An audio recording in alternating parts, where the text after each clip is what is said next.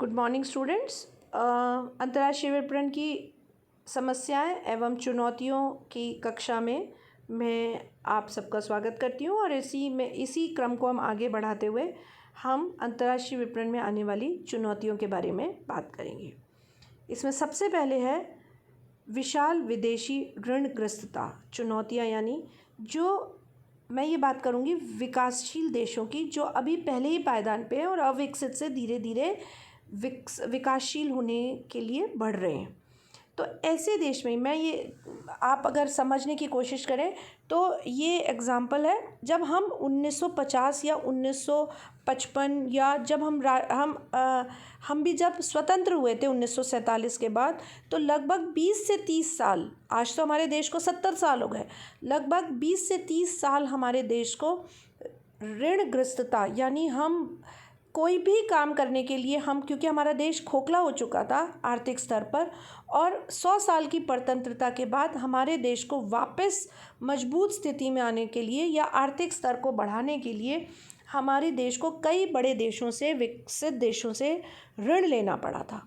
इसमें सबसे बड़ा देश था उस समय में अमेरिका, और क्योंकि भाई यूरोप से या ब्रिटेन से तो हम ले ही नहीं सकते थे, इनसे तो हम स्वतंत्र हुए थे, तो हमने ऋण लिया रूस से। रशिया, जब उस समय रशिया बहुत बड़ा एक देश हुआ करता था, हमारे वर्ल्ड की सुपर पावर हुआ करता था, तो रशिया से और हमने अमेरिका से बहुत ऋण लिया था।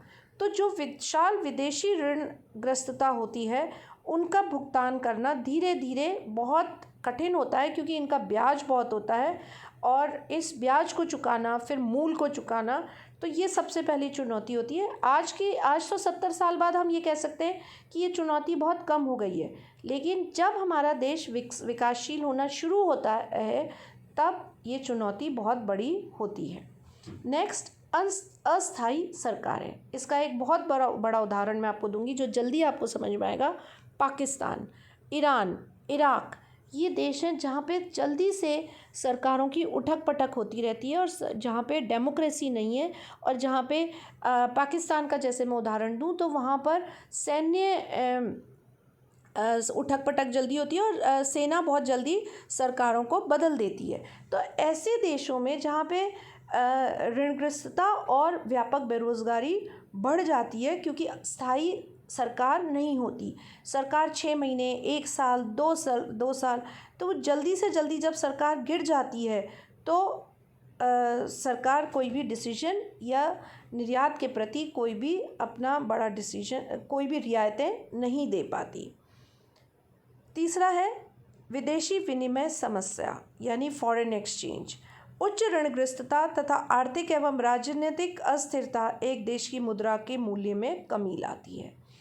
जैसे जैसे आपने कई बार टीवी पे सुना होगा, न्यूज़ में, 1 रुपये की वैल्यू अमेरिका की अपेक्षा, अगर अमेरिका में अभी परसों ही की न्यूज़ में था कि हम आर्थिक रूप से सुदृढ़ होते जा रहे हैं, और जो 1 रुपये की वैल्यू 78 रुपये चल रही थी पिछले 2 महीने में लॉकडाउन के पहले, वो अब अमेरिका में परसों ही न्यूज़ में था, अगर आप अखबार में पढ़ेंगे तो अब 74 रुपये रह गई है।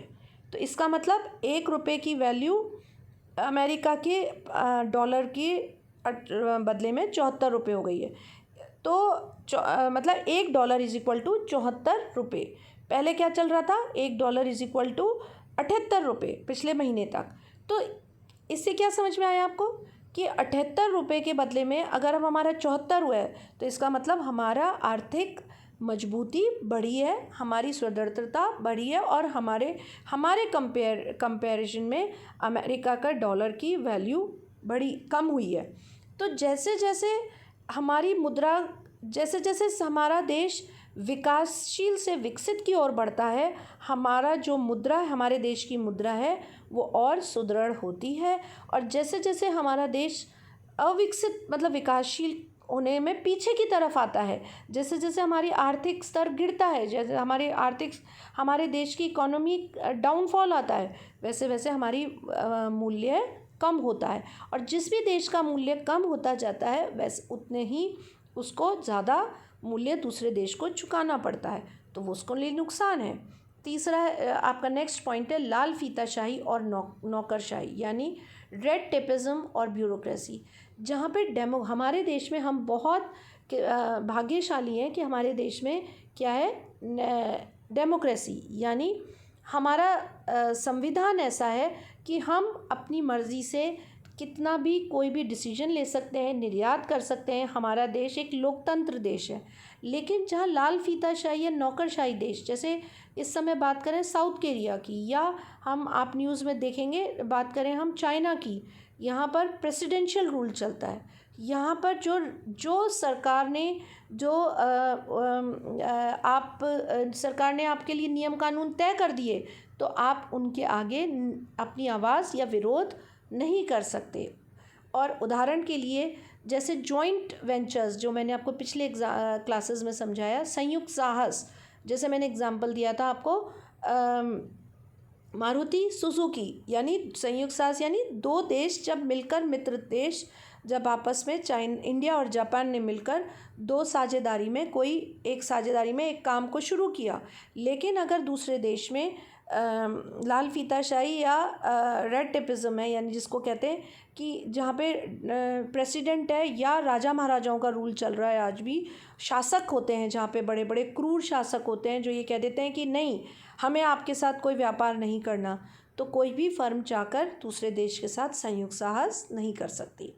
फिर है तटकर एवं अन्य व्यापार बाधाएं, यानी कि कई प्राय सरकारें अपने उद्योग के संरक्षण हेतु उच्च तटकर लगाती हैं। उच्च तटकर यानी कि टैक्सेस, यानी सीमा तट, जो जैसे हमारा जब माल लदान होके जहाज़ से, पानी के जहाज़ से या हवाई जहाज़ से जाता है, तो उन्हें जहाज़ी कंपनी को क्या देना पड़ता है, तटकर। तो कई बार सरकारें ऐसी होती हैं जो ये कह देती हैं कि भाई अगर उन्हें कोई भी चीज़ को किसी दूसरे देश से आने के लिए रोक लगानी है, तो वो उस तटकर को बढ़ा देती हैं। फिर आता है नेक्स्ट भ्रष्टाचार। भ्रष्टाचार तो एक बहुत कॉमन प्रॉब्लम है कई देशों में। जिस देश में जितना ज़्यादा भ्रष्टाचार होता है, उतना ही ज़्यादा आपने देखा होगा माल का खरीदना और बेचान दोनों ही बहुत मुश्किल हो जाते हैं। उदाहरण के लिए विदेशी भ्रष्टाचार व्यवहार अधिनियम 1977 के तहत अमेरिकी प्रबंधकों पर रिश्वत लेने या देने पर प्रतिबंध है, लेकिन अन्य देशों में के प्रतिस्पर्धियों पर जो विदेशी व्यापार में संलग्न है, उन पे कोई प्रतिबंध या सीमा नहीं है। तो करप्शन तो एक बहुत बड़ी चीज़ है जो सब जगह फैला हुआ है। टेक्नोलॉजिकल चोरी, यानी कि आपने कोई टेक्नोलॉजी का, यानी आपने किसी तकनीक का आपने इन्वेंशन किया या आपने उसका आविष्कार किया और वह तकनीक आपकी चुरा ली गई और उसी तकनीक से उस दूसरी चीज़ का उत्पादन कर दिया गया। तो इसीलिए सरकारों ने उसी तकनीक को, अपने इन्वेंशंस को, जो आपने नाम सुना होगा पेटेंट वर्ड यहीं से आया कि इसको पे रोक लगाने के लिए सरकारों ने पेटेंट लगाना, यानी कि अगर किसी ने आपकी तकनीक चुराई है तो आप उस पर कोर्ट केस कर सकते हैं। उच्च उत्पाद लागत और संप्रेषण अनुकूलन, यानी कई बार प्रोडक्ट की वैल्यू यानी कि कॉस्ट इतनी ज़्यादा बढ़ जाती है तो आपका वो प्रोडक्ट बहुत जल्दी से नहीं बिक पाता। लेकिन इसीलिए आपको बार बार, जो हमने मैंने आपको पिछली बार जब अंतर्राष्ट्रीय विपणन पढ़ा रही थी, महत्व तो बताया था कि आपको जब भी अंतर्राष्ट्रीय विपणन करते हैं तो अपने उत्पाद के बारे में, कि आपका उत्पाद दूसरे देशों में कितना बिकेगा और कितने मूल्य पे बिकेगा, या आपके प्रतिस्पर्धी क्या उस उत्पाद को कम मूल्य में बेच रहे हैं, इन सब के बारे में पहले से रिसर्च या जानकारी हासिल करनी चाहिए। फिर आता है सीमा परिवर्तन। अंतर्राष्ट्रीय विपणन में राष्ट्रीय सीमाएं अहम होती हैं क्योंकि देश की सीमा के भीतर रहने वाले व्यक्तियों के आर्थिक व्यवहार को निरूपित करती हैं और क्रय व्यवहार की अहम भूमिका। आपने अक्सर देखा होगा, कई बार आप ये सोचते होंगे कि जो हमारे आसपास के देश हैं, जैसे अभी थोड़े दिन पहले पाकिस्तान इंडिया के बीच में झगड़ा होता था, फिर बांग्लादेश म्यांमार में आपने देखा होगा सीमाओं पे हमें चौकसी करनी पड़ी, और अभी हाल ही में आपने सुना होगा इंडिया चाइना के बारे में झगड़ा हो रहा है, यानी सीमा को लेके झगड़ा हो रहा है। तो ये सीमा परिवर्तन, थोड़ा सा भी अगर सीमा अगर हमारी हट के अंदर की तरफ आ गई या सीमा हट के अलग हो गई, तो जैसे ही सीमा बढ़ेगी तो हमारे देश की जो हमारे अगर सपोज़ 40 किलोमीटर भी अगर दूसरे देश के पास चले जाते हैं या चाइना के पास चले जाते हैं तो वो देश फिर अगर वो उतनी ज़मीन दूसरे देश के अंदर आने लगेगी और वहाँ पर अंतर्राष्ट्रीय विपणन लागू हो जाएगा। तो ये कुछ चुनौतियाँ होती हैं जिन्हें हमें अंतर्राष्ट्रीय विपणन में ध्यान रखना पड़ता है, क्योंकि ये सभी चुनौतियाँ बहुत इम्पॉर्टेंट रोल प्ले करती हैं एक सुचारू रूप से अंतर्राष्ट्रीय विपणन के निर्यात को चलाने के लिए।